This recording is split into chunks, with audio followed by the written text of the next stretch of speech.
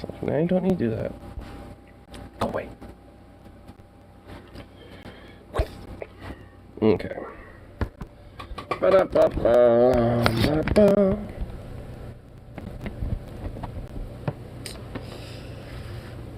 Hey, bud. Hi, buddy. What we? I know you do. Up.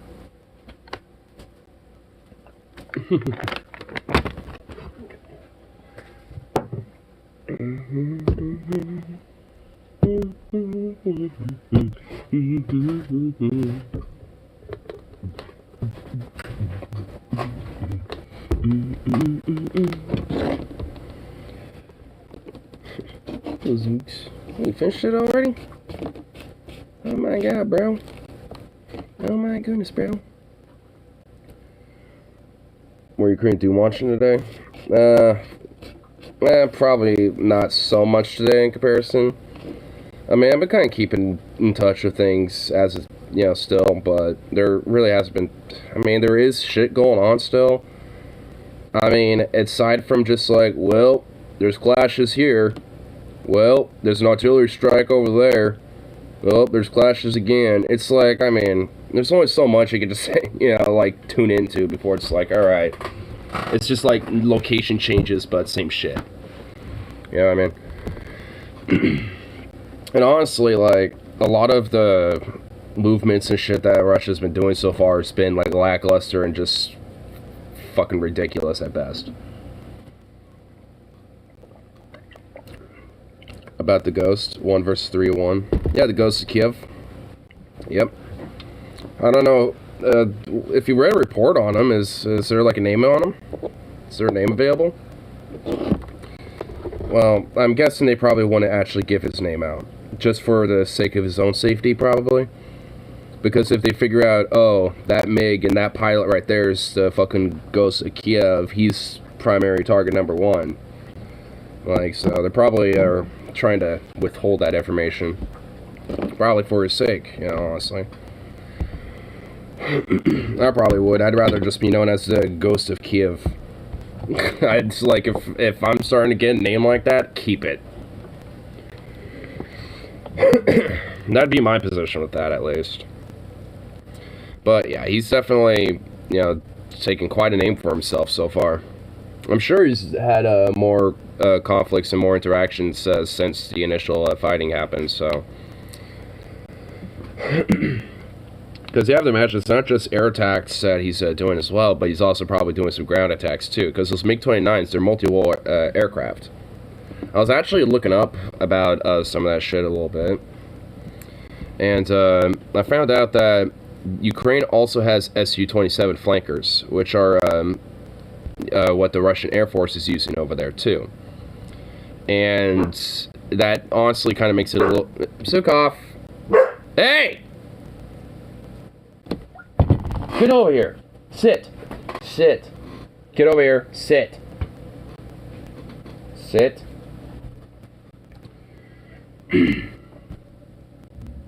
Hey. Sit. Anyway, but here, I can pull it up real quick.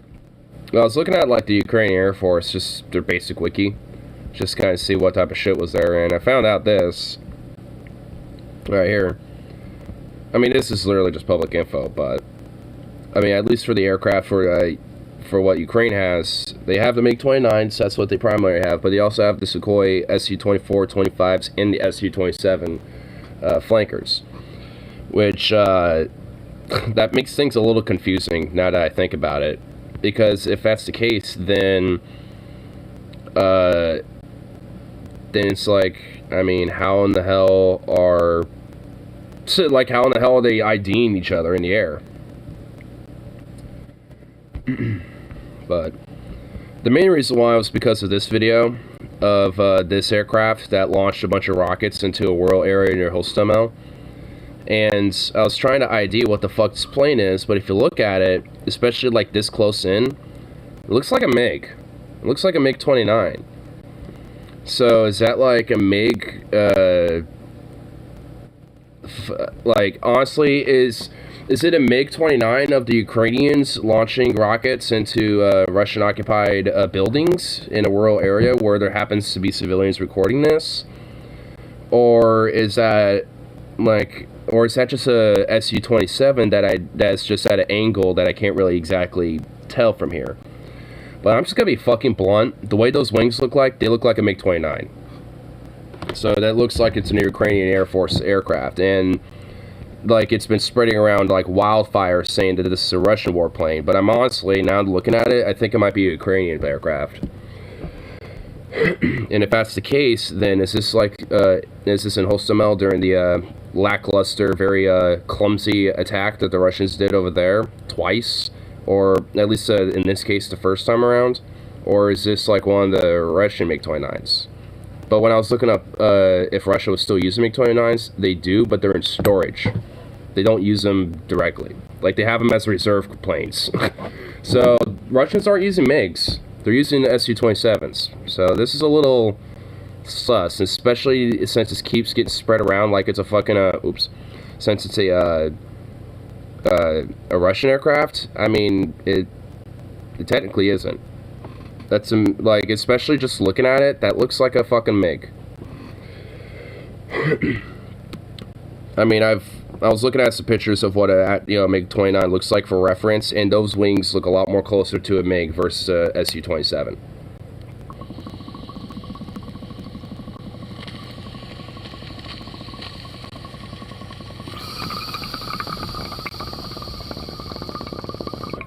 All old Soviet gear. Russia is embarrassing itself by having a hard time fighting their own shit. Seriously. No, you're not wrong. And also, here's Ukrainian SAM defense systems. So they have S-300 PTs and S-300 PSs. Mobile SAM systems, 250 of those. 2 K-12 Cub SAM systems, 9 K-37s, 9 K-330 Tors, and S-125 Neva or Petrora SAM systems, which are like little trucks.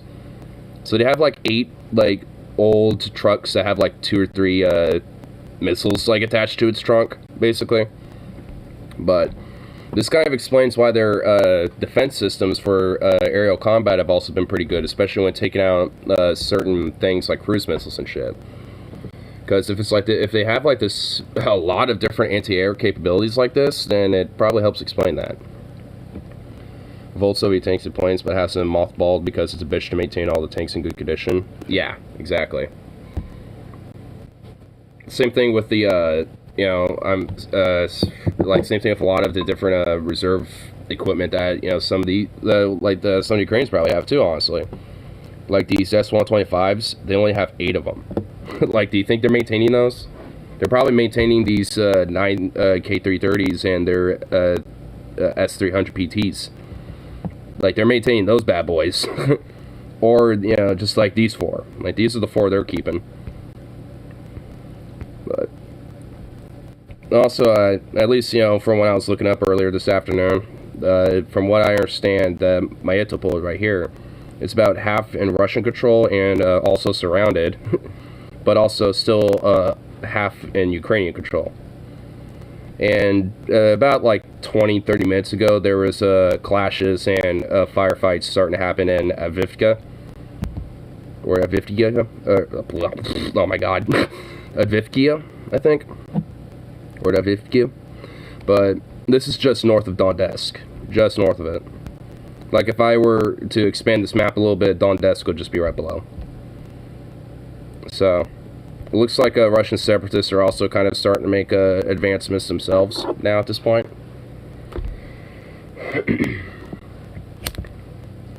Which I don't know where, like, the neo-Nazi battalions are in any of this shit, but they're the ones that I'm okay with, getting murked away, regardless of what side they're on. So I can guarantee you these are probably some, like, neo-Nazi Russian separatist groups, from the Donetsk region pushing through. And if every single one of them got wiped out, I couldn't care less. If it's Azov Battalion fighting them over there, then let there be no man standing. Or like the Fry Corps or whatever for like the Ukrainian side. But aside from that, it's just like, fucking nuts. Because I know there's like, at least mostly around in eastern Ukraine, like that's where a lot of the more Russian elemented separatist neo-Nazi elements are from. And at least when it comes to the Ukraine side of it, it's mostly just within the paramilitary groups. It's not really directly within Ukraine itself. And that's kind of the scapegoat. It's like, oh, because there happens to be Ukrainian paramilitaries that also are against, Russian intervention and conflict and invasion and shit, they're obviously are going to have, that mutual agreement of, fighting and defending and shit. So, they're gonna be some of the probably the first dudes on the front, to be fighting some of this shit. But don't know where they would be at either, because they're not like official military units, aside from Azov. Heard about Azov considering how, quote, badass they made themselves out to be. Well, the only reason why I know of them is because they do war crimes and torture indiscriminately to people that they fucking capture and go into combat with. At least when it comes to specifically, Russians and shit. And openly embrace neo-Nazism.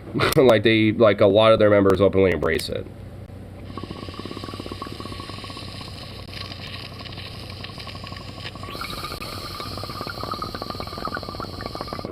Like they got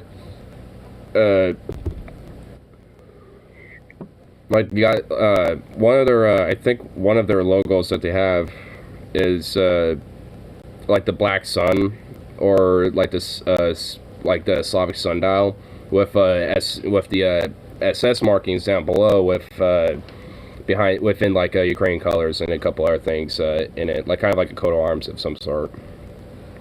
And it's just like, that totally doesn't ring me as, trying to have this weird Slavic neo-paganistic Nazism, intertwined with your fucking beliefs here. Definitely not.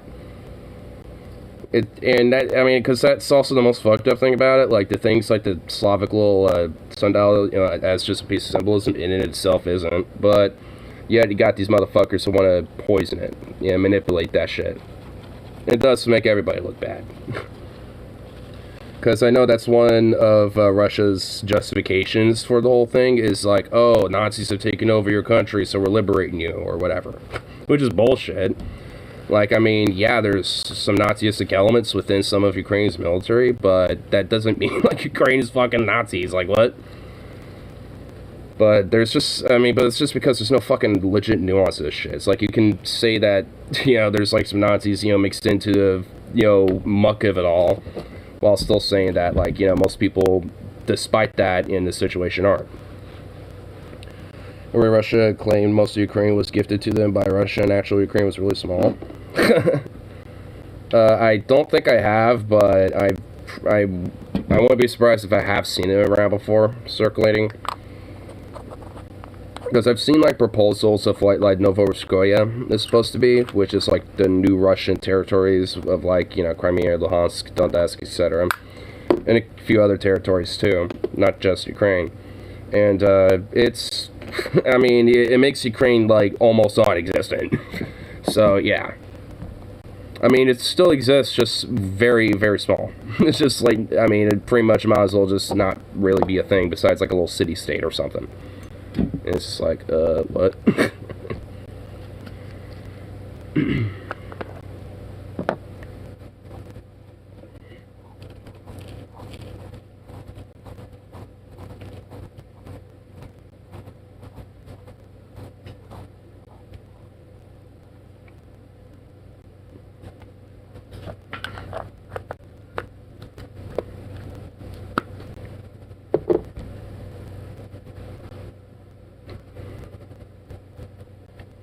Sniff around, buddy.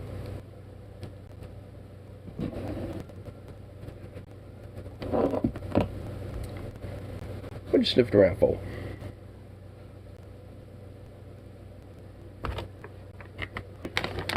Giving her a treat, even though I probably shouldn't, because I gave you a bowl of food for last night and you don't even touch it.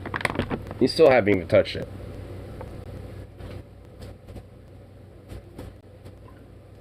Good boy. Oh, I love this have shit takes on Ukraine. Yeah, think.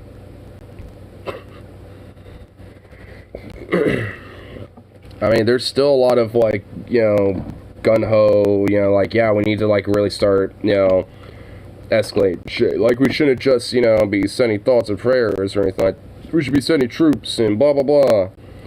Like, I know you are aware of, like, Kaiser Cast Cinema and shit, right? Like, they made a community post about the whole situation and shit, which, it's fine, whatever. They were just saying, like, yeah, we're gonna kind of pause some of our projects right now to put some merchandise up and help, Ukraine people and shit, doing some fundraisers, shit like that.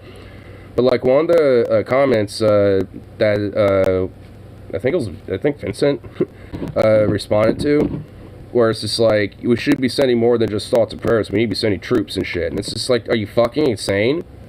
It's like, look, I know the whole, like, alternate history of, like, delving into war and fucking, making up little military timelines and this and that and shit. Like, I know that's all fun and dandy, but this is fucking real life. Like, are you fucking insane? Like, to send troops, into Ukraine, whether America or NATO or otherwise, is insane. That you're just asking for not just a World War III, but plausible nuclear fucking conflict. Like, what the it's like, are you actually batshit unhinged? But if you say that, you'd be the unhinged one, because it's like, what are you, pro-Russia? And it's like, oh my fucking god. There's shit, like, the takes are insane. Like, I've only just now started to kind of see what people's takes are about this shit, and it's like, oh my fucking god, people are actually insane and unhinged. Like, they're so ready to bust a nut for a nuke to go off or something. Like, I swear to god. And of course, those same type of people won't put on a flat jacket and a steel helmet and then go to the front lines either. If they think, oh, I have to actually join to fucking support it, whilst, whilst saying that, we should be going to war, it's just like, yeah, if you're not actually gonna fucking put on the damn, flat jacket and, pick up a gun and learn how to use it, you're kind of a bitch. Like, if you're so gun-ho for it, then go do it.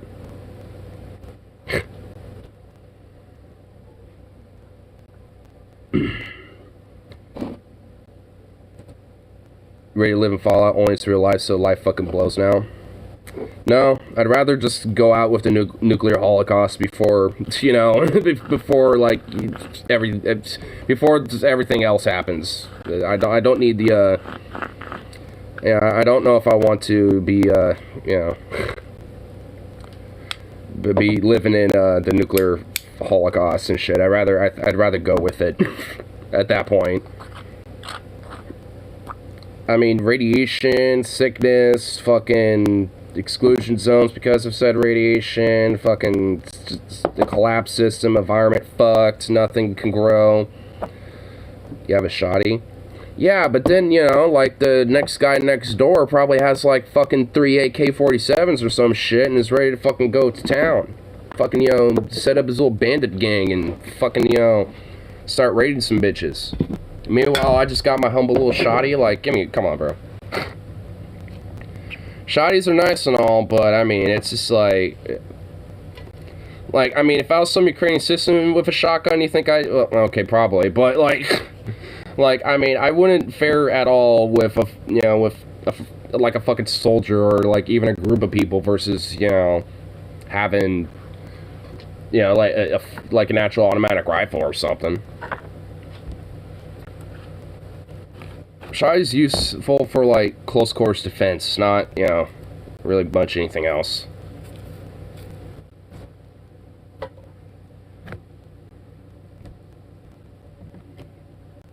Holy shit, there's a t-shirt for, Russian warship, go fuck yourself. Oh my god. Dude, have you heard the audio for, Snake Island? The last recorded, words that the border guards over there said? So the troops over at Snake Island, they all 13 of them died. But, the last words that they said are honestly pretty badass. I'm not gonna lie. Snake Island, I am Russian warship. I suggest you lay down your arms and surrender. Otherwise, you will be hit. Do you copy? Well, this is it. Should I tell him to go fuck himself? Just in case. Russian warship. Go fuck yourself. I love it, dude. Just says it. He's like, should I just tell him to go fuck himself just in case it's somebody else? I think a woman in the background is like, just in case. Dude, no fucks given, bro. I mean, you know, it's like, it sucks. It really is, and tragic that they all died, but dude. I mean, that's badass, honestly. I'll give him that. It's like, oh, well, they're gonna shell us. Okay. Go fuck yourself. I mean, damn, you know, I love it. I love it. I like how he's like, well, I mean, this is it now. Should I tell him to go fuck himself? Yeah. Go fuck yourself. And then just get shelled. I mean, you know, like, one hell of a way to go, I will say that. You're on a little island, you're just kind of there, you're fucked. Tell him to go fuck yourself. At least let him, you know, make sure you get the last word out, you know? But, yeah, like, and also there's a couple other videos of some of the people that were there and shit, showing the vessel, and it was, like, probably not even a kilometer off of the shoreline. Like, it was right there. Oh, actually, here's another video that shows it. Right here. Shows one of the people. Whoa! That's loud.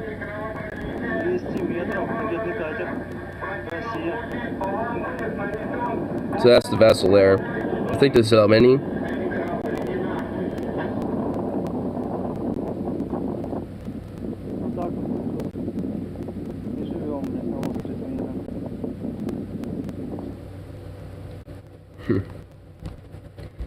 A little strange to see him, despite knowing, like, within an hour or less, the dude's not alive after that.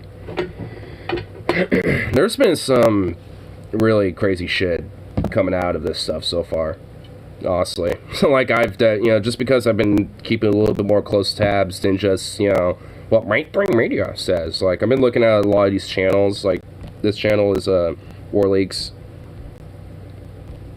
military blog. So there's like mostly some of these like military channels that have been uploading a lot of these clips that are circulating online now. Like the one with that Meg that I was showing earlier, that video is circulated a lot, and I think that channel also has it up there. And there's like a whole bunch of other ones. Like pretty much the last 3 days of like uploads from at least the Warleaks military blog, like it's all Ukraine stuff at this point.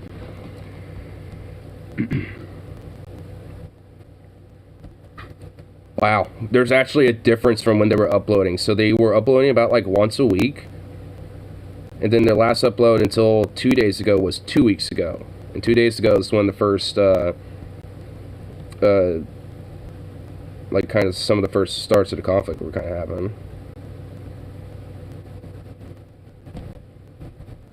There's more, yeah.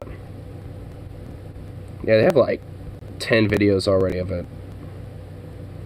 It's like one of Ukrainian Mi-24 Hind helicopters doing rocket attacks. There's K-52 helicopters and Mi-8 helicopters on the Russian side that are deploying flares and shit when Strela and anti-air handheld air munitions were being launched at them and shit. There's like, honestly, there's some like crazy fucking footage and just you know, with just some of the aerial stuff alone. Like honestly, that's some of the most craziest footage that I've seen so far. It's like some of the stuff that happens with air combat. Because I mean, it's one thing to see like an air show and be kind of impressed with all the aero, you know, dynamics and like aerobatics and shit, but when it's actually used and like, you know, and needed for like wartime shit, and seeing like these pilots having to do all this crazy shit while this, I mean, it's like that, there's like a little different like sense of like tension with that.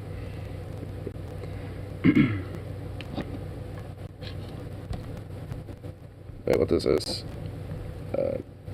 Tank crushed a civic car, miraculously the driver survived. What the I didn't get shit like that. I'm not gonna show this. There's no way I'm showing this. It's BMP.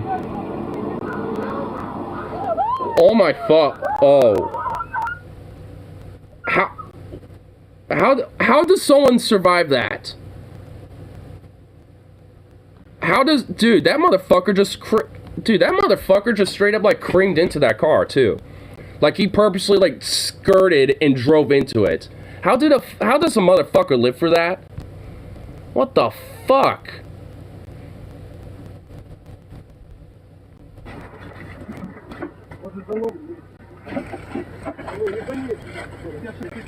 War crime? No, that was a straight fucking war crime, yeah. Yeah, there's no way I was gonna show that.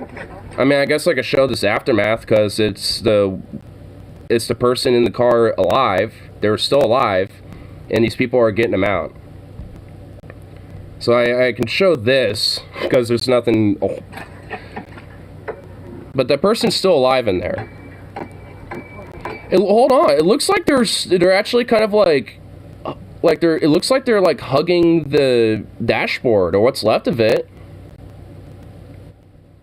Yeah, they don't even look like they're injured. She doesn't look like she's hurt at all, almost. She just kind of looks like she just kind of got squished a little. So like, oh, I kind of got squished in my driver's seat. I could have been crushed. And you just got these civilians just prying that shit out to get her out. Hold on, an attempt to avoid fire. That video did not show that fucking vehicle. And if there was any fucking... Okay.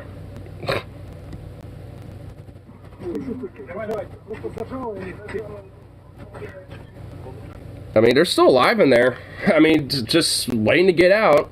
And apparently, from what I heard something about, like, somebody who survived being crushed in a vehicle, but I didn't really see any of the video or anything like that. But I guess that was it. And I think it was when those saboteurs and the Russian infiltrators went into northern Kiev. That was probably it.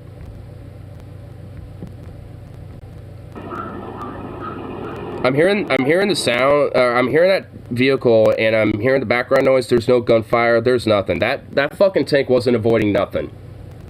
That was just a straight up fucking implicit war crime that was just caught on camera. This is the shit that makes this so fucking surreal to me. Is that, like, because there's so many cameras on an event like this, like, shit, like, I mean, it's like this, you get to kind of really see what truly does happen when shit like this goes down. Including the war crimes. Jesus fucking Christ.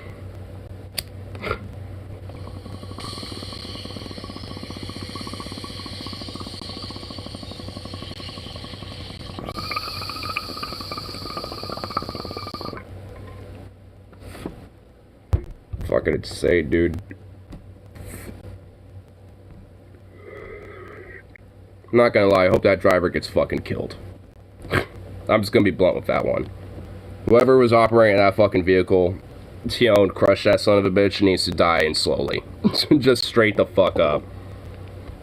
I mean, like, that, you know, when it comes to, you know, this type of shit, the people that take, you know, sadistic advantage of the chaos like that, like, they're the ones, you know, who really deserve the fucking, you know, tragedy of fucking war.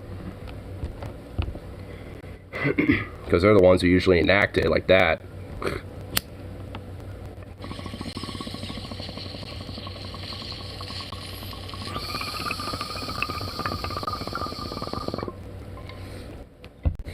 I mean, I guess I could show it because it was on YouTube, but I ain't gonna risk it.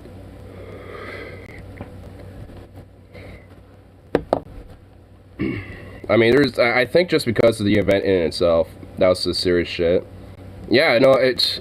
Seriously. I mean, there's just a lot of serious shit. Because, I mean, those are the fucking people that get to suffer for all this. Like, none of these fucking people, you know, ask for this shit.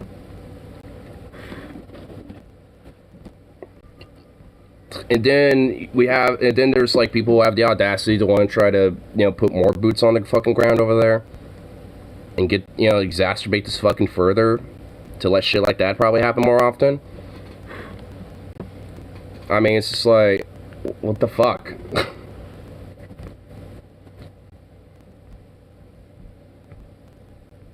I mean, there's also been like a lot of other like little small time channels of shit. Well, I guess not necessarily small time channels, but channels like Adam Something and Vosh are just like really just like fucking, you know, itchy, you know, to have NATO get involved. It's like, it's like you what?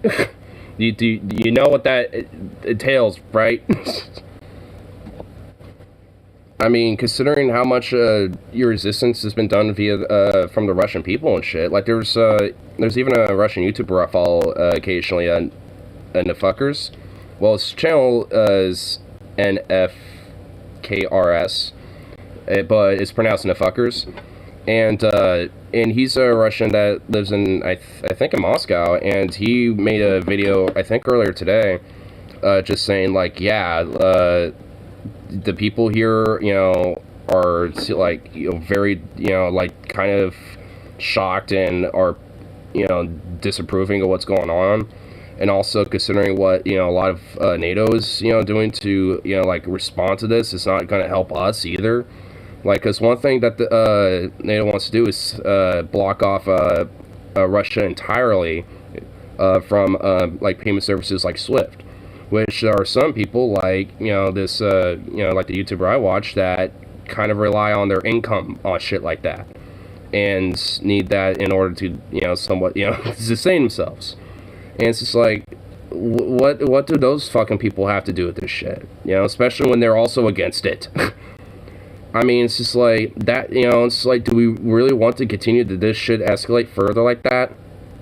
And to just continue to, like, have more and more, you know, of the, you know, citizenry of all sides of this, you know, to fucking suffer for it. Especially the ones who get held in directly into this fucking conflict. I mean, it's like being like just staunchly anti-war just across the board just seems to not exactly, you know, be much of the forte for lefties anymore.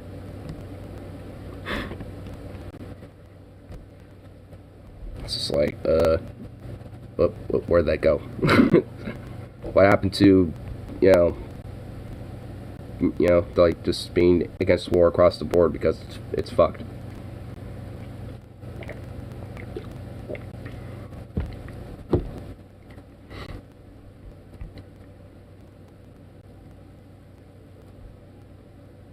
Ukrainian woman offers seeds to Russian soldiers. Huh?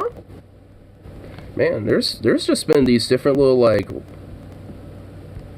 interactions here. What's this? Here, I'll turn it on. This is a quiet one. So what the fuck are you doing here? Наш с вами разговор ни к чему не приведет. Вы оккупанты. Вы фашисты. Вы пришли на нашу землю. Какого хера вы... You're fascists. The fuck you doing with all these guns? Oh, no, Angle? Сейчас наш разговор ни к чему не приведет. Давайте не будем усугублять эту ситуацию.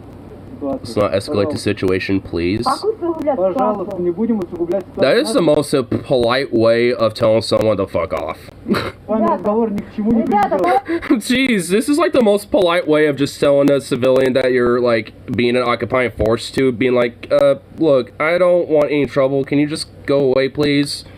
I'm just ordered to stand here. Can you just please leave? I don't that I'm just here. Can you just like go away, please? What's the worst they could have done? Detained her? Arrested her? Probably. I mean, they could have done a lot. Let's just be honest. Like, at this point, it's wartime. Like, they could have done anything to her. Aside from shoot her, I guess. Shot? I mean, considering there's cameras on him, no. But they could have probably detained her and been like, look, you're being a nuisance, we're gonna detain you. Like, fuck you. You know, they could have done something like that. Вы пришли на мою землю. Вы понимаете? Вы оккупанты. Вы враги. И вы уже с этой секунды прокляты. He just admits it. This guy, like, okay, this Russian soldier seems to be pretty, like, chill with this person, you know, yelling and berating, you know, yelling, yeah, this lady just berating him. It's like, you're fascists, you're a bunch of occupiers and enemies of guns, and it's like, yeah, anyway, go, please. It's just like, I don't think that, like, I've been noticing, like, at least from, like, you know, some of these little videos with Ukrainian civilians and Russian soldiers, you know, interacting with each other. Like, these Russian soldiers don't necessarily seem like they have much of a fuck to give for being there. Just like, I guess I'm here. I guess I've been ordered to be here. Alright. I guess now I have to deal with being yelled at and heckled by a bunch of civvies and maybe get shot. Yay. Like, they don't exactly seem like they're excited or incentivized or patriotic about this whole thing that they're doing. Like, because one of the main things that, you know, Putin's, you know, trying to say is like, oh, we're going to liberate Ukrainian people from the, you know, like, from, like, a lot of the Nazis that, you know, are controlling their gov or whatever the fuck. Like, I mean, there's, you know, on top of, you know, a few other fucking claims and shit. So it's just like, if that's, you know, if that's the case, then why aren't these guys being so gun-ho, being like, look, no, we're actually liberators, we're trying to help you, blah, blah, blah. Like, I mean, even then, but nah, he's just like, yeah, we're kind of occupiers, yeah, we're kind of fascists with guns here, yeah, okay, look, this discussion ain't gonna help, just go away, please. Like, they don't seem thrilled being there. They don't have, like, this, like, zeal and shit that you'd think, you know, like, you know, a, quote, war for liberation, you know, would be. They don't care, they just want their paycheck. But isn't that kind of the thing? They don't care about this. They don't give a fuck that you know, this is a thing, like, if anything. Like, honestly, I wonder what their real opinions would be about it. You know, do they actually support it? Or do they just, you know, not care, just want the paycheck? Or are they against it, but they still want their income to feed themselves and, you know, and shit, so they're just going along with it? Like, I mean, it just like, considering also how lackluster a lot of, you know, these forces are, and how even, like, one brigade, I think, within the first, like, 24 hours was entirely captured, and, you know, amongst these other things, like, they don't necessarily seem like they're very cohesive or incentivized or, you know, really organized overall, you know, with this whole operation. Wish you can try this, Joel. It gets me as fuck. Теперь послушайте меня. Я вас услышала. Не будем усугублять ситуацию, проведите... А куда уже усугублять? Вы пришли, блядь, непрошенные твари, конченые. This is the shit. Oh man, I love her.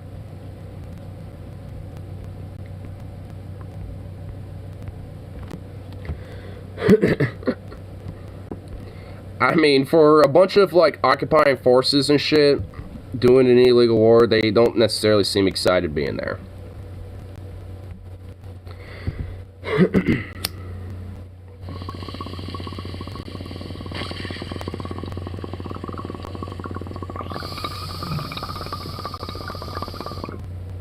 No, honestly, I think it kind of shows that this isn't necessarily Russia's war. This is Putin's war. Like, honestly. Because the more and more I see more of these, like, you know, like, videos come out with interactions, like us to be all going home about war.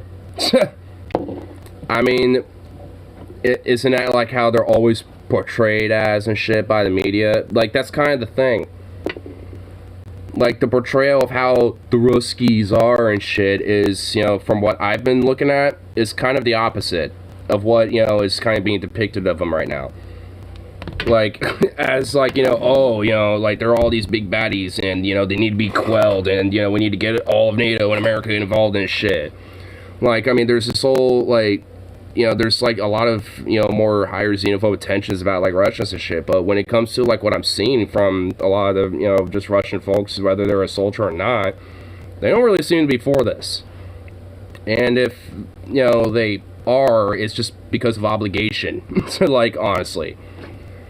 Like, a lot of the, like, gun-ho-ness seems to be more so from the more separatist types, more so from the actual, like, Russian troops themselves. Because a lot of the Russian troop movements specifically have been fuckety, like cluster fuckety at best. So, it strikes me that, like, there's just not much of this, like, you know, same idea about, you know, Ukraine amongst the Russian people, including within their military, on top of, you know, what, you know, Putin's state is and shit. And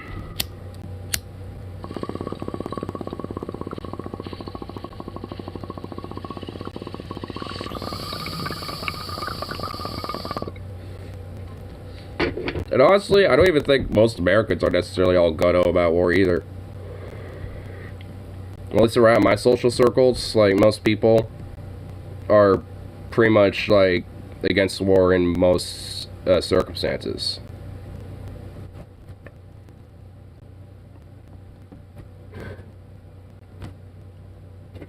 Like, even one of my conservative coworkers I've talked about before in times past and shit, like, you know, he's, you know, somebody who's, like, seen what, like, Vietnam has done and shit, you know, with that, especially how pointless that was. I mean, he literally says it was a full-on pointless political war.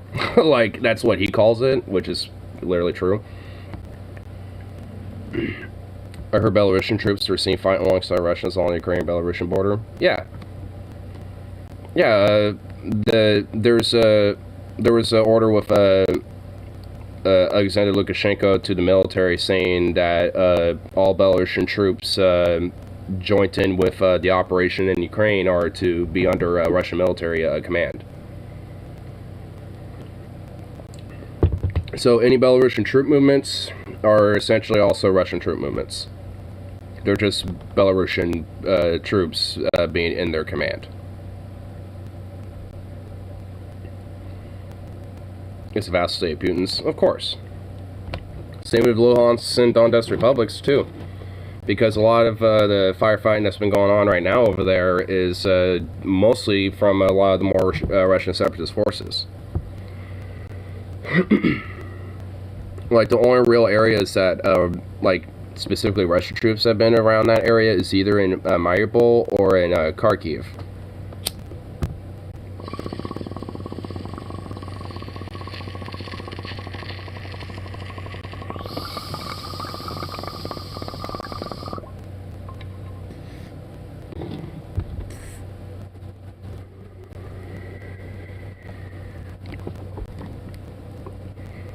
Smoke that weed, bruh. I always do.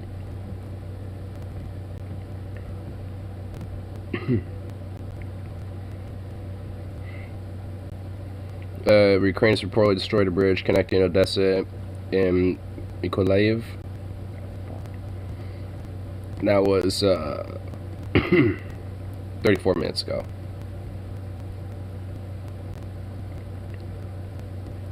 Somewhere near Koblevo.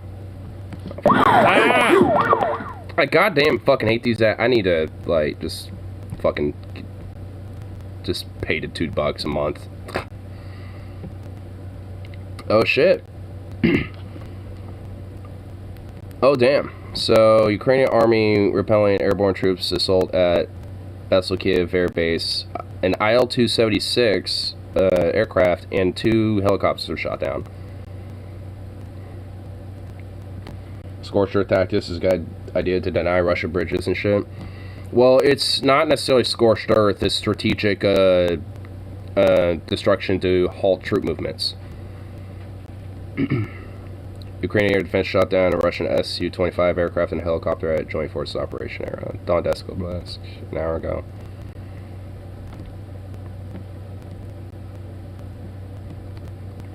So where's Vasilkiv Air Base? I want to see where that's at. Oh, that's south of Kiev. That's southwest of Kiev here. Here, I'll pull up the map. So about an hour ago, there was a repelling of an attack from VDV paratroopers here in Vasilkiv, which, if you go up this road, that's Kiev right there. So that's pretty close.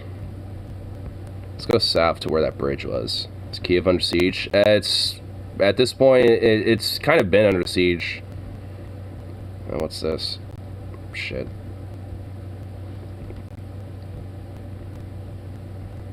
Where the fuck did that go? Oh. Okay. Oops. Oh, let's see. What is this? Oh my god. Air defense engaged aerial target or Traski. Oh, okay. Oh my fucking god. I hate how it's... You know what? There we go. This will help. There we go. Okay. No. Here we go. This is what I want to see. I want to see where this is on the map.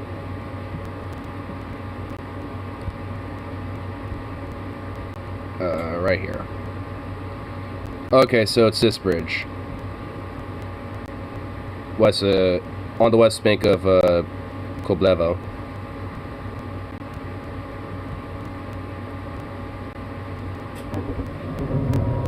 And there's Odessa.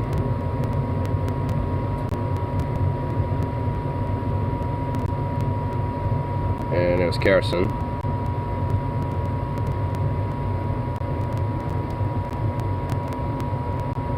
Yeah, here's where I was talking about Mariupol here as well. I don't know what the current situation is there right now.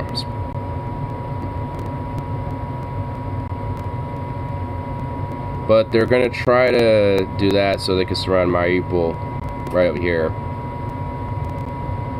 And then... What the fuck's going on here? Oh, yeah, this is the advancement over in Avivka. Shot down Su-25 in a helicopter. Yeah, so there's aerial combat also going on around here. Right next to the water treatment plant? Oh, boy. And the Donetsk airport's right there, too.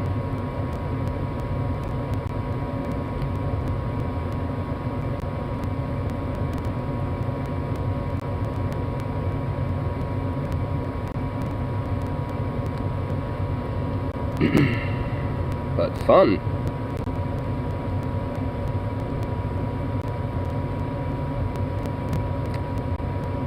Oh, so fun.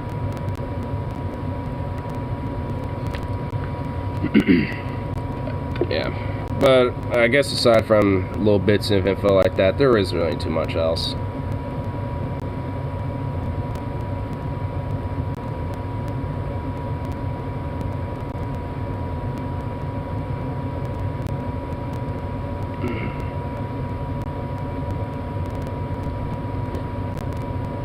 Let's see what our shit's going down.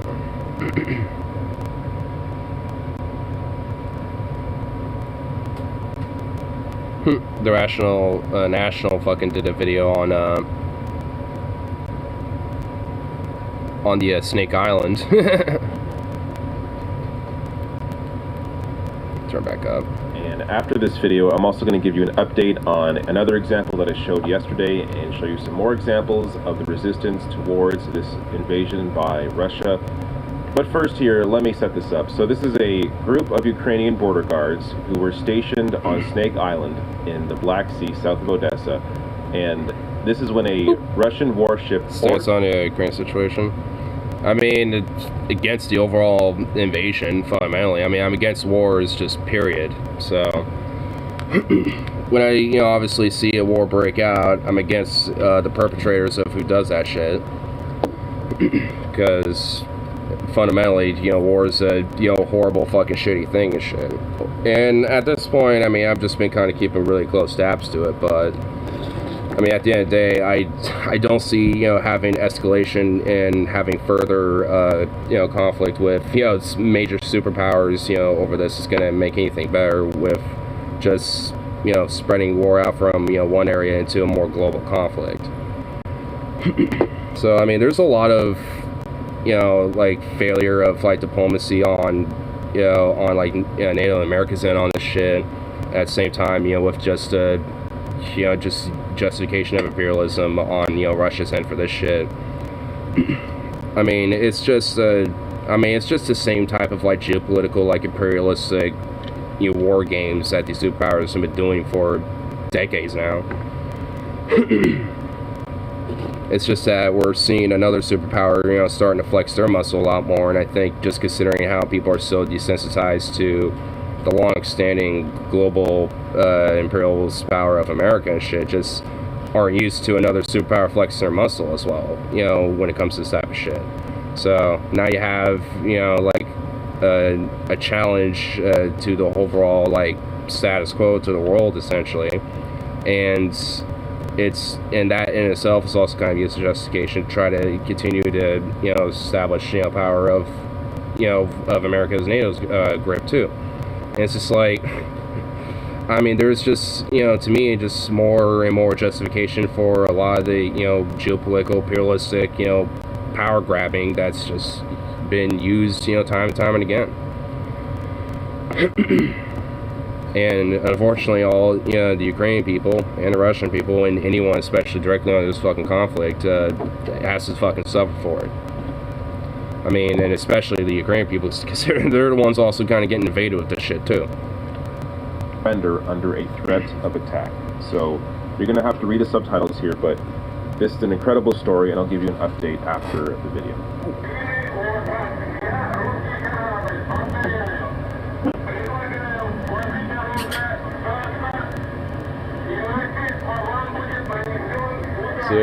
Zuka, come here.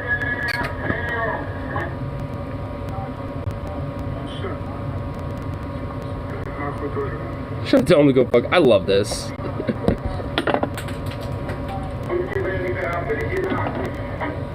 That's their lordship. Go fuck yourself. So, you see there, the Ukrainian soldiers told the Russian warship to go fuck itself. After turning up the volume. Average citizens are taking arms. Yeah. You also saw there where they say,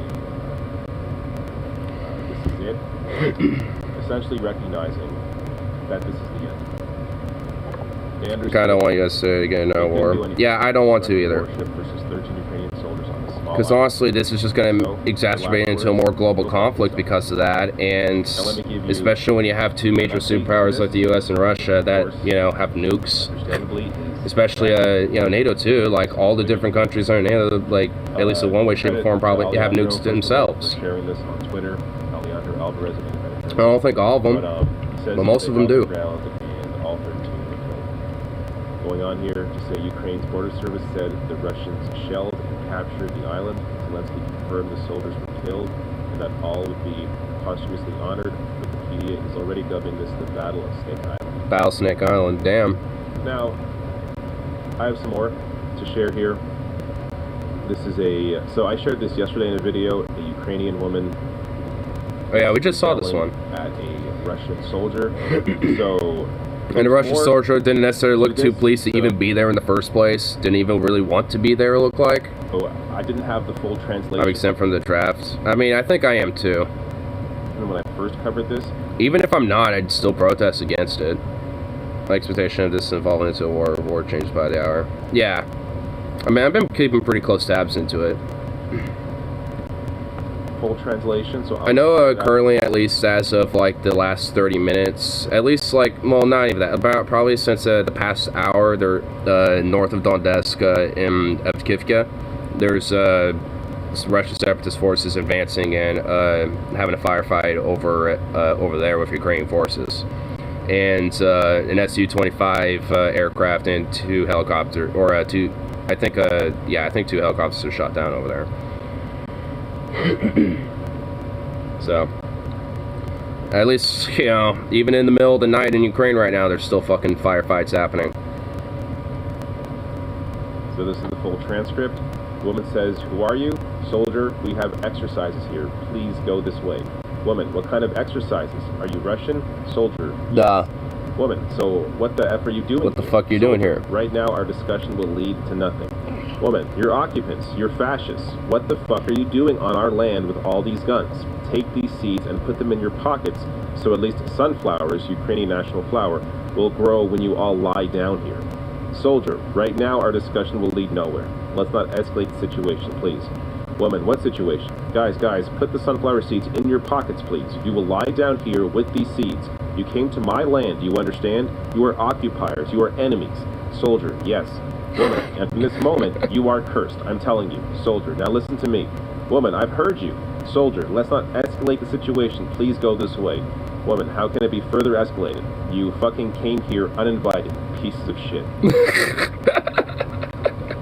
No chill, man. I love it. I love the no chill that is, you know, like on these people, bro. The bravery needed to do this. You know, this is something that very few people in the world have faced in terms of, you know, facing this sort of aggression. Now, obviously, you know, Ukraine isn't the only place being bombed right now in the world, but the vast majority of us, at least in terms of this audience in the West, have not experienced anything like this. And I don't think it's impossible for me to even put myself in a situation like this, be it on that island, be it here, you know, Facebook. Kinda. When you're like looking down the face of a bunch of jackbooted, like militarized police thugs that basically look like this, only with like tear gas guns and, you know, paintball weapons, and a couple of them have real guns, and they're mostly in black or in blue. You can kind of emulate it a little. Definitely not the same. It's just, but it's you know, like a light version of it. Absolutely. It's the diet. It's like you got the regular version and the diet version.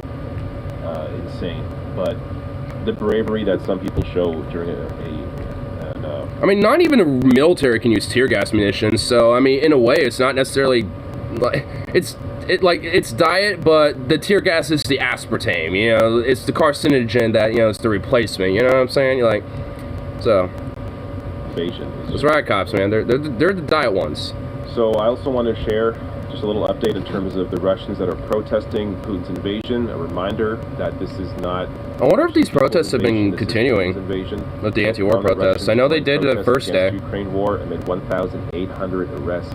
So of course, the Russian government is very strict when it comes to any dissenting voices in the country. They want to pretend that everyone is on board with this invasion.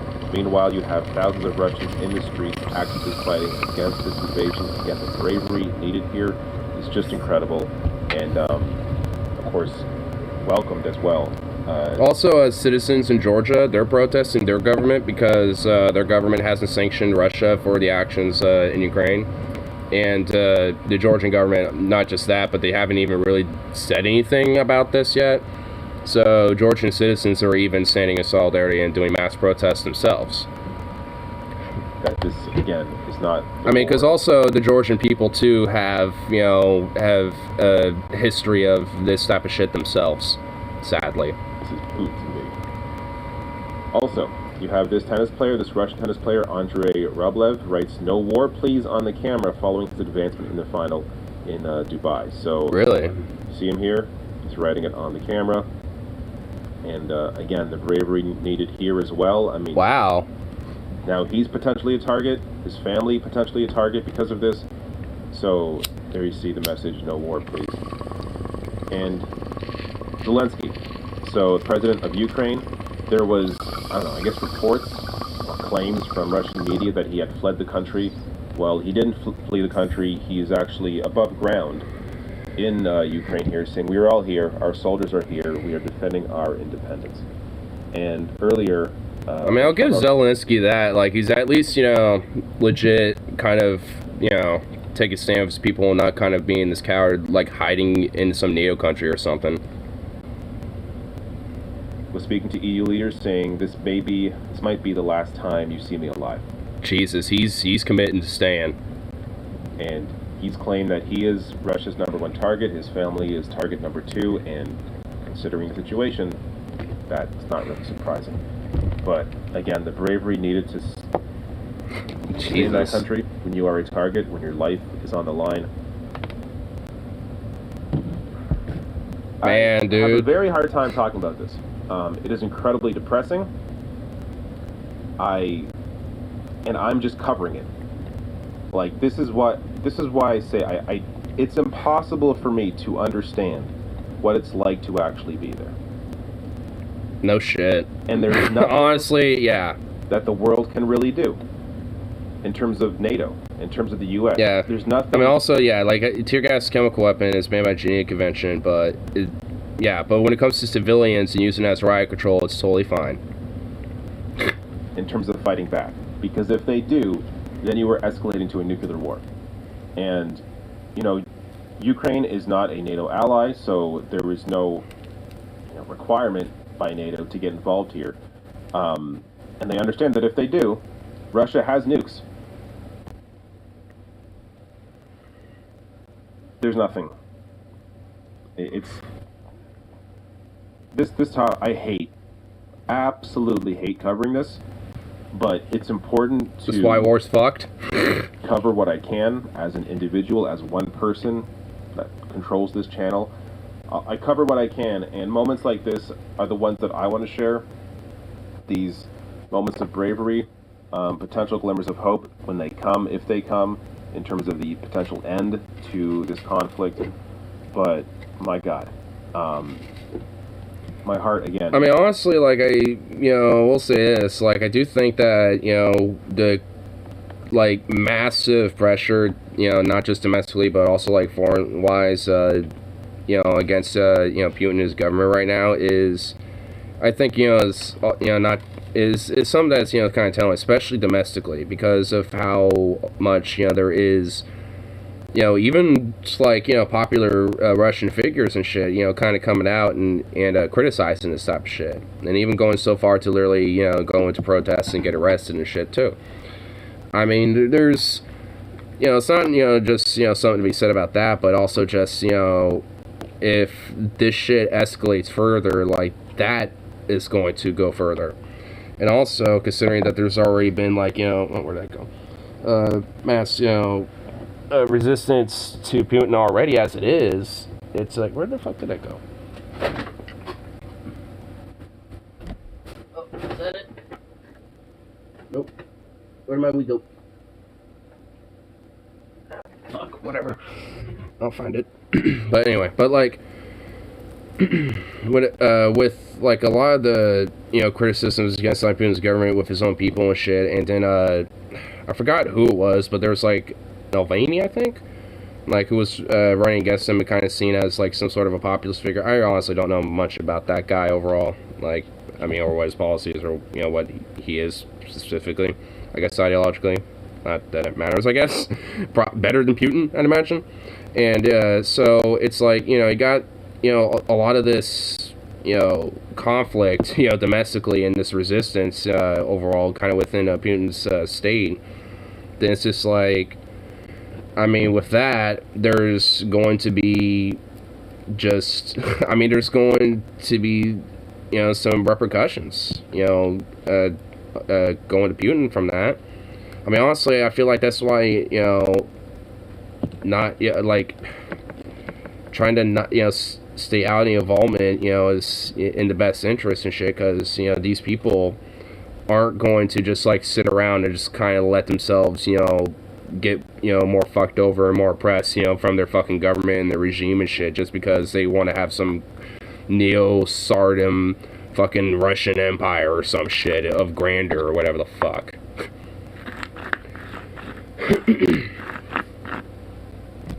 Because honestly, like at the end of the day, like every imperialistic empire has had their it's like had their rise and grandiose fucking peak and shit, but they all come burning down to the fucking ground. And Russia wasn't the first, and they certainly as shit won't be the last.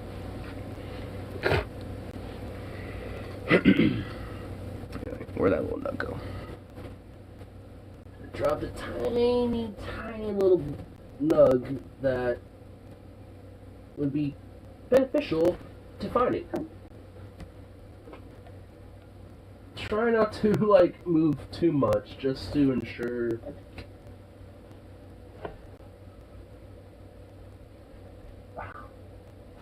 Man, there's like nothing really down here either. That's the fucked up thing. So it's like, where did it go? I'm not trying to roll either because I don't want to squish it by accident.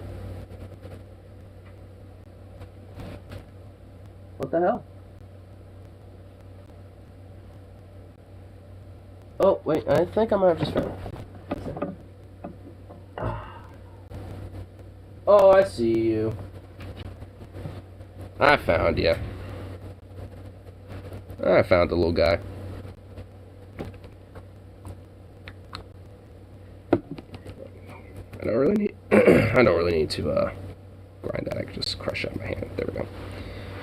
Wait until Putin comes into Kiev riding in barely an army of 1,000 tanks.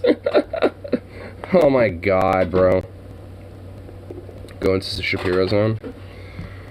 The Shapiro zone, huh? Oh my god, you know what? Hold on, let me... oh my god, I know he's got a take. I know he's got to have a take, you know what I mean?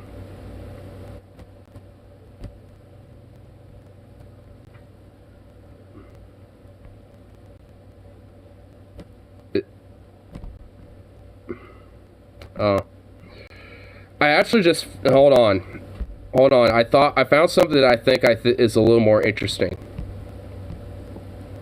27 minutes ago. Right there, baby. 27 minutes ago.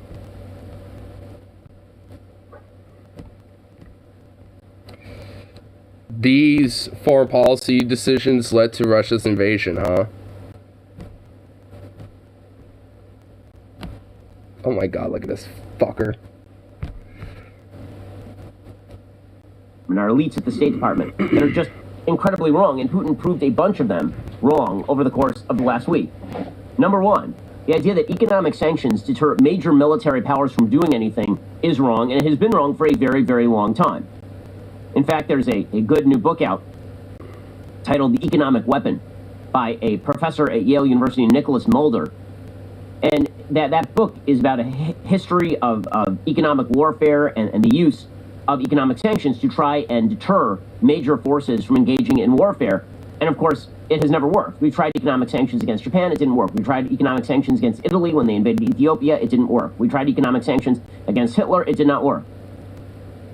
Over and over again, we've tried economic sanctions on major powers, and the real... Okay, is he trying to say that, like, sanctions just in themselves don't work when it comes to this type of shit? Because that's not necessarily true.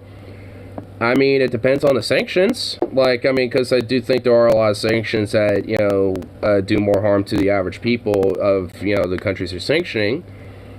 But you can't just full blanket say just sanction and just, you know, say it's just all bad. Like, I mean, there are sanctions that, you know, do hit more of the owner class or the specific industries that would inhibit a lot of, you know, their efforts into these things, like when it comes to wartime and shit. And also, like, I like how he's talking about, like, Italy and Ethiopia, but it's like, I mean, honestly, if you look at their shit when it came to Ethiopia, it was a flop. It was a fucking fail. Like, I think they eventually did, like, take it, but it was like it was just a failure. Like, I mean, it was like just not just strategic or, you know, logistically a fucking failure, but also just, like, you know, when it came to you know, resources and material as well. I mean, a part of that was due to sanctions. I mean, not all of it, but, you know, a good part of it.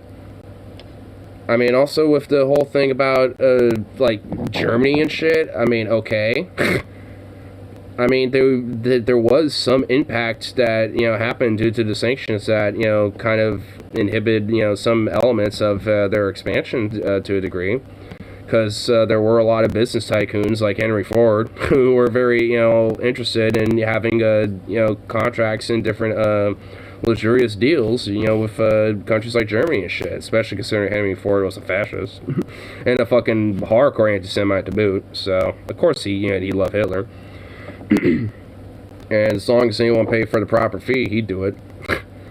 Like, so what, like, just to say that sanctions in themselves just don't work is kind of bullshit. Like, I mean, it's weird. Like, honestly, we're starting off with Ben here, where I'm not immediately triggered at him, because he's, like, not, like, I don't even want to say, he's not, like, entirely wrong, but he's still wrong. Like, I mean, because he's just doing the full blanket, like, absolutism and shit that he always does. Because he's a little smug prick. Major powers are ineffective, because those major powers usually are able to avoid... Get to your second point, Ben. Shut up. ...by finding other people to ally with them or align with them. If there are big financial or commercial loopholes, then it makes it nearly impossible for sanctions to have any long-term impact. And again, alliances allow you to skirt all of that, which is exactly what Russia has known. So economic sanctions were bound to be a failure here, particularly the sort of economic sanctions that we were laying for Russia, as we'll talk about in just one moment. That's not the... Okay, also, like, a lot of these sanctions happened after they fucking invaded with Russia, by the way. Like, and also the embargoes, like... Are you saying that they don't work because we do them after this shit, or what? Is he saying that just threatening it doesn't work? Like, what's he trying to say? That just sanctions just straight don't fucking work? Or, like, bluffing it doesn't? Like, was... I hate this fucker. That was shattered by Vladimir Putin's aggression. Another idiotic foreign policy idea is that just because you're a second-rate economic power, that means that you are not going to be aggressive. That's always been foolish. In fact, it turns out that countries that are second-rate economic powers have routinely been extraordinarily aggressive on their borders. The reason being, when you are weak internally... Okay. This means that you tend to be more aggressive externally, in order to lock down your own population and give them some sort of common purpose. So Okay. Because Russia has a very weak economy, again, Russia's total national GDP is approximately the size of the GDP of the state of Florida. Just because of that, the idea was, well, Russia presumably would stop being quite as aggressive. Why? Why would we think that? And yet that was the going wisdom in a lot of foreign policy circles. Okay. So... I really was not liking how he was really phrasing that so much. Like, oh, the second-rate little economic powers or whatever, you know, won't be aggressive. Well, it's like, who's fucking saying that? And then he's trying to, like, project a lot of fucking America's aggression on, you know, as, like, what these, like, quote, second-rate fucking nations do. Like, excuse-moi. Huh? It's like, sure, buddy. Sure. Yeah. Yeah, I'm sure of it, bud. Like, if that was the case, then how come there's not, like, fucking... Like, all... Like, how come, like, you know, all these second-rate economies and shit that are doing a lot of these aggressions... strangely tend to be U.S.-backed, like Saudi Arabia fucking, massacring fucking Yemenis, you know, on their fucking border and shit, and no one really pays much of a fucking eye or an eye to that shit, you know, or, like, a lot of the, like, mass detaining and deportation of the fucking, you know, not just with Haitians, but other migrants and shit. Of course, Ben would never give a fuck about that. He'd be, you know, just so gun-ho for it, but, like, you know, just considering all these different forms of, you know, like, imperialistic aggression and shit, especially towards other peoples and other countries. Like, seems like there's a lot of, you know, protesting about other nations and shit, but not so much on yourself. Like, on top of that, what about all, like, our little fucking puppet governments that we would try to fucking establish and overthrow and shit historically? Like, of Afghanistan, Iraq, fucking, you know, Syria, to some extent, Libya. What else? I can go down a list. Foreign policy circles, promoted by the likes of always wrong Thomas Friedman of the New York Times, is that if countries had McDonald's, they wouldn't fight each other. That trade ties would somehow, this is the converse of the economic sanctions argument, that trade ties would somehow prevent war from breaking out. That wasn't even true with World War I. The late 19th century, early 20th... Because some dumb fuck economists because honestly 90% of economists don't know what the fuck they're talking about anyway. Like, I mean, just because, like, some economist dork from, you know, from the New York Times and shit said a thing, suddenly that's, like, what everyone's saying. Like, who's saying this besides, like, some dork on the New York Times? Period. The high watermark of global economic integration. And it ended... I mean, it's just, like, when it comes to, like, economic trading stuff, that usually doesn't have much to do when it comes to, like, actual, like, war itself, outside of, like, you know, war profiteers and shit. Because what, like, nation leaders and what political leaders, you know, like, you know, think and shit when it comes to, you know, maybe wanting to start a war or not, or whatever the fuck. Like, they're not necessarily thinking about, ooh, how's the economy gonna be? You know, whatever the hell. Like, they don't give a shit. They just want to get that war going, baby. Like, they just want to get the howitzers out and watch things go boom, boom. You know, like, that's what they care about. because they're the ones, these national leaders and shit are all going to be gung-ho for it. Of course, they never have to fucking, actually see the front lines, aside from inspecting some of the front if they, so choose. Well, maybe not so much anymore, unless you're Zelensky, I guess. But outside of him, I mean, there's, like, no world leaders that are doing shit like that, So it's like, I mean, they get to sit nice in their little fucking armchairs and shit while, they get to be little fucking armchair generals while, just the fucking pawns get to die off.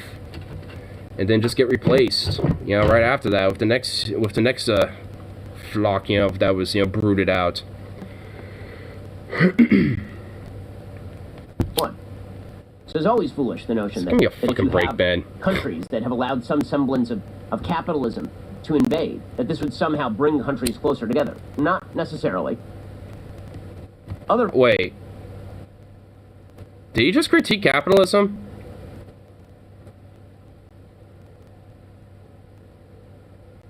Did I hear that right? Hold on. Out some semblance of capitalism to invade, that this would somehow bring countries closer together. Not necessarily.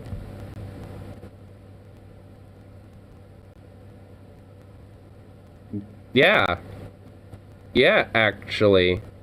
Because capitalism profits off of war, so yeah, why would capitalism want to bring countries together when it, the competition for, like, more war profiteering and shit, and, more, maximization of consumer commerce when it comes to war efforts and shit, and war production, like, yeah.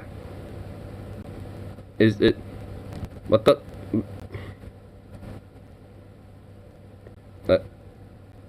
I guess it wasn't a critique, but it was just, okay. Actually being honest about it. Full institution. Now, everybody has known for decades that the UN is a completely useless institution. It was formed in the aftermath of World War II. There are countries that are on the Security Council that just should not be on the Security Council. And the fact that the United States and the USSR were both on the Security Council immediately meant that the UN was going to be a useless and feckless organization. Today, you have Russia and China. Wait. The UN was useless because the USSR and the United States also happen to be a part of security. What? Huh? No, that's not why it was ineffective, you dingbat. What the fuck?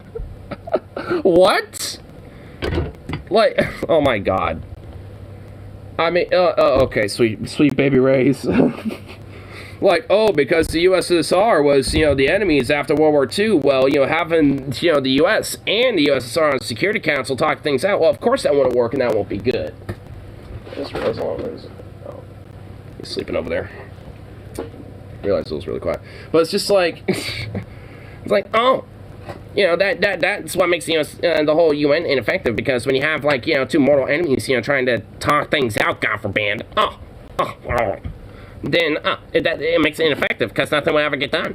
You have to actually go to war and figure things out, and, just, like, fighting out in the trenches, to really get things done. I'm Ben Shapiro. That means nothing is ever going to get done there. The idea of having a league of nations, with nations that despise you and want to destroy you, is completely stupid. The UN is not just stupid, it is counterproductive, it has been corrupt and venal, and the General Assembly has been largely evil for nearly all of its entire existence. So, when you see our politicians jet-setting over to the UN in order to inform the nations of the world in highfalutin, high-blown speech that history will rebuke people like Vladimir Putin, yeah, the UN is a useless organization. We should level the building and salt the ground. So what would you want to replace it then, Ben? So, like, I mean, I don't necessarily disagree that it's corrupt and shit, but, like, I mean, what do you want to replace it then with, Ben? What do you want to change it around with then, Ben? Like, I mean, he's just, like, there's just a lot of bitching, but not, like, actual, like, some counter solutions to a lot of these things. Like, he actually, has, like, some, like, enlightened ivory tower knowledge on his shit. Like, give me a break. Policy that have been proved wrong by Vladimir Putin here. And again, this doesn't mean that Vladimir Putin is right or good. Like, he wants the olden days like Napoleon. Yeah, seriously, like, for real, like, he's like, he was saying, like, the League of Nations is corrupt and shit, which is like, yeah, I mean, sure, but it's just like, so, wait, so it's like, if you're bitching about the UN and also, like, going so far back as to, like, do with the League of Nations and shit, then it's like, well, do you just not want anything like that? I want, like, some weird Napoleonic, like, era, like, aristocracy, monarchies and shit. But of course he does. He's fucking Ben Shapiro. But, I mean, like, what? It's like, what the fuck? It's just literally just a bunch of, like, empty, you know, critiquing bullshit and just, like, vagaries. Honestly, that's just all it is. He's been a thug dictator for a very, very long time. He is, right now, I believe, the longest-serving world leader on planet Earth. But other ideas that he has shattered here, because it turns out that hard-headed, brute military force shatters a lot of illusions, are that non-treaty promises by major nations are useful and trustworthy. They are not. Ukraine was promised security by the West. Nope. Hong Kong was promised security by the West. Nope. So if you're Taiwan... So, what's that? Okay, security by the West. Are you implying that the West should be going to fucking war with Russia or with China and shit when this happens? Like, is that the implication, Ben? Like, of course, because he's a fucking warmongering psychopathic fascist that wants to see war and shit and, like, you know, literal civilians dying in the streets as, you know, the war rages on. Because he's also said, you know, his, you know, in the past about Iraqi civilians in the Iraq war, like, oh, I don't care if they die. In fact, it's fine. They're just, you know, part of the casualties of war. They could have been, you know, insurgents. You never know. Yeah.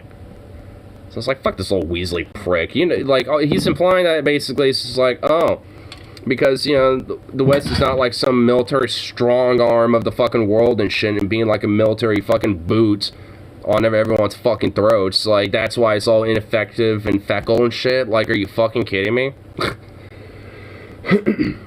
Like, do you just want, like, a military global, like, junta, you know, like, overseeing the international affairs and shit, you fucking psychopathic, unhinged, corporate, sleazy, empty husk of a fucking specimen of a human being?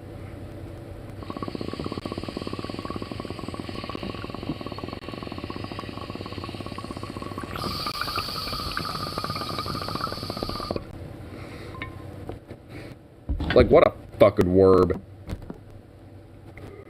Any non-treaty promises by the West.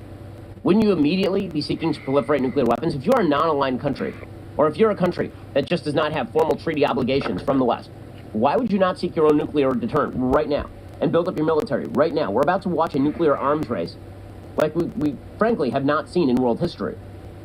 Because Cold War ring the bell? if you are a nation that is threatened by China or threatened by Russia, are you going to trust that the same West that turned over Hong Kong to the Chinese and turned over Afghanistan to the Taliban and turned over Ukraine to the Russians? Wait, did he just slide that in there? Taliban to, you know, give it to, like, the Afghanistan, give it to Taliban? Like, that was Trump's original idea, you fucking idiot. I love how all these conservatives are suddenly literally flipping the coin on that fucking Afghan shit. Ever since Biden went in office, they literally flipped that coin so quick. Like, Trump was the one, you know, starting to pull out and shit, and then Biden just finished it, basically. And, oh, all of a sudden, it's like, it was a bad thing, it shouldn't have happened. It's like, what? Are you going to trust them? Motherfuckers flipped the coin on that so hard. To put troops in Ukraine. It's an argument for why Ukraine never should have given up its nuclear weapons, and why, if the West truly wanted to integrate Ukraine, it should have actually made treaty obligations to Ukraine, because that would have prevented Vladimir Putin from coming face-to-face with Kiev. Hey. I mean, honestly, really? I mean, considering that when it comes to, you know, like, Russia as well, when it comes to, you know, just like their people, you know, too, when I'm thinking about this, like, NATO is, you know, something that historically was, established during the times of the USSR and shit, where the Warsaw Pact was essentially like the, you know, the USSR equivalent of that at the time. And when the USSR disbanded, so did the Warsaw Pact. And, I mean, it was already slowly disbanding prior to the USSR's collapse because, you know, Germany's reunification, amongst other different you know, things that were going on during the late 80s and shit as well.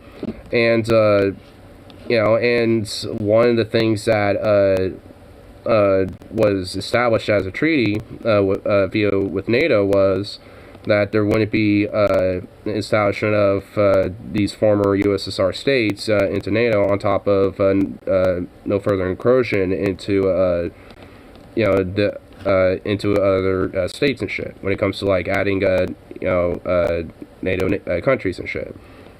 And of course that's not been obligated like at all. I mean, because there's other nations, including former USSR states and shit, that are. So it's like, when, you know, those type of things aren't obligated and shit, and, you know, it's like seen on the other side of the foot, it's like, I mean, that's kind of, you know, it's like, how would, you know, like the average, you know, Russian citizen or just the average common person in that way feel? It's like, probably not exactly too keen. That doesn't, you know, justify the fucking war, obviously, because that's, you know, fucking Putin's, you know, game there. Not fucking, you know, the Russian people's game. Because fundamentally, they, you know, again, they're the ones that suffer through all of this. I mean, not just, you know, the, you know, Russian people either, but, you know, the Ukrainian people too. Like, you know, it's just the common people in general all suffer for it. Humanity suffers for it. International law exists at all has been disproven. Oh, like you give a fuck about international law, you little pimply ass little squeakball muffin. That international law, in the words of novelist Leon Uris, international law is something invoked by the evil to the detriment of the good. It's generally used by people who are bad in order to stop good. Like you give a fuck about international law, you little warhawk piece of shit. Is it actually saying international law is bad too? Oh my god, man, fuck this little worm. Like, oh, international law is, you know, invoked by bad people, you know, to try to prohibit the good. Like, what? When good people invoke international law, the bad people don't give any craps at all. And that is the story of Vladimir Putin. So all of those ideas have now been shattered. And yet, we live in a world of illusion. In that world of illusion, pretty words spoken badly by the President of the United States make all, or by you, all this go away. If we just say pretty things, if we Barack Obama this thing, then maybe... Oh my god. Jesus Christ. Okay.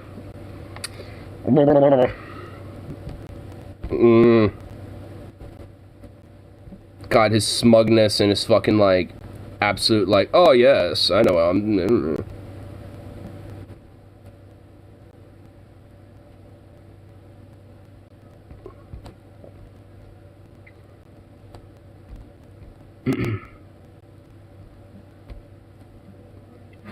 right, that's enough Shapiro zone for me. Like, Jesus. Like, his smugness really came out there in the end, and that started to get there.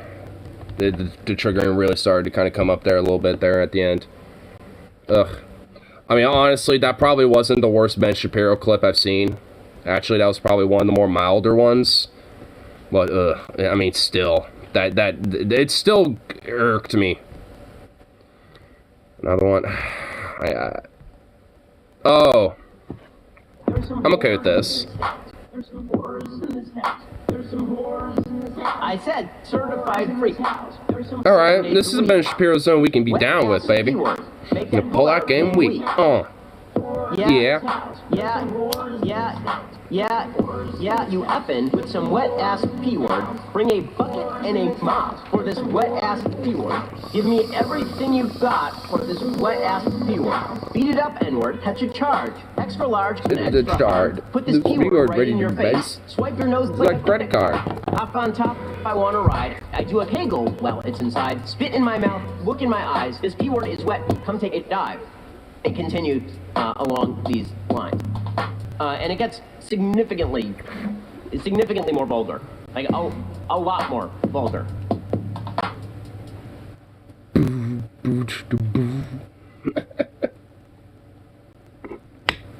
Alright, that's the Shapiro zone I could be down with. I could dig that Shapiro zone. Man, what a little worm. What a little worm slithering through the earth. Just existing. Ugh. Ay, Dios mío. Anyway, here, what time is it? Ooh, 12:50. Alrighty. Ugh. Finish up a little bit of my cranberry juice.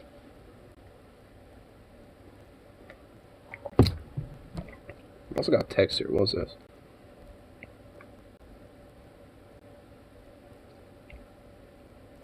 No, it's from Mama. Nope. I'll deal with that later.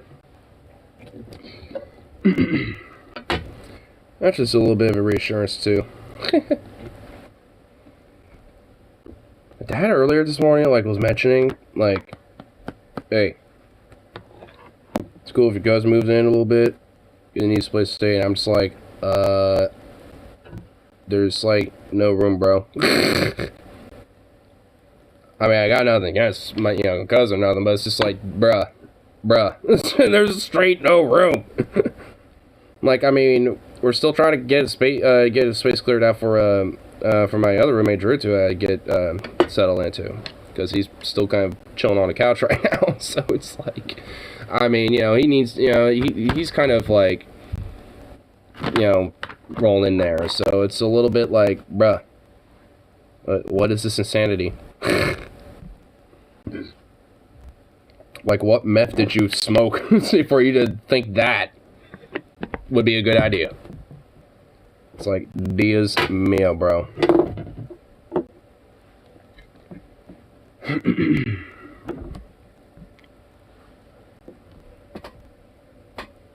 Man, he's been over there the entire time. Just won't be near me.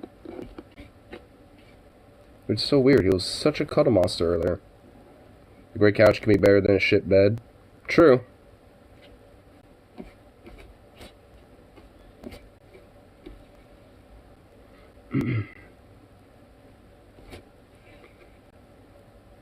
But oh no.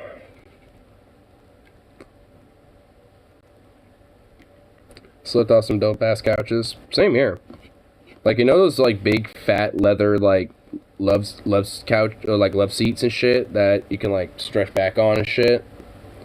I've slept one of my friends has one of those, and there's been a lot of times I've spent the night over my friend's pad, slept on that thing. Goddamn son. Honestly, it's legit.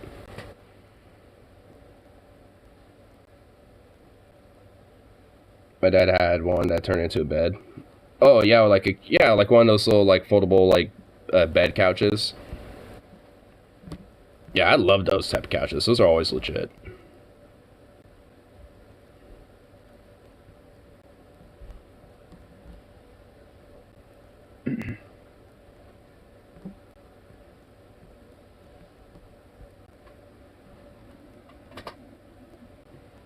He's grooming himself. Anyway. Gonna smoke one more bowl here, at least for the meantime. My manager hit me up earlier, was asking if I come out. I was like, yeah, I guess I can for some monies. I was like, I'll be in there around 5 or something. How about that? She's like, cool, that's good. I was like, sweet. Just wanted to at least get up, do a couple things, get some food in me, kill some time. Then kind of do that, because oof. It's a Friday. I know it's going to be kind of fucked, and I don't necessarily want to be doing that shit. I don't want to necessarily be there at the dinner rush, but I'll help clean up all that. Totally fine with that.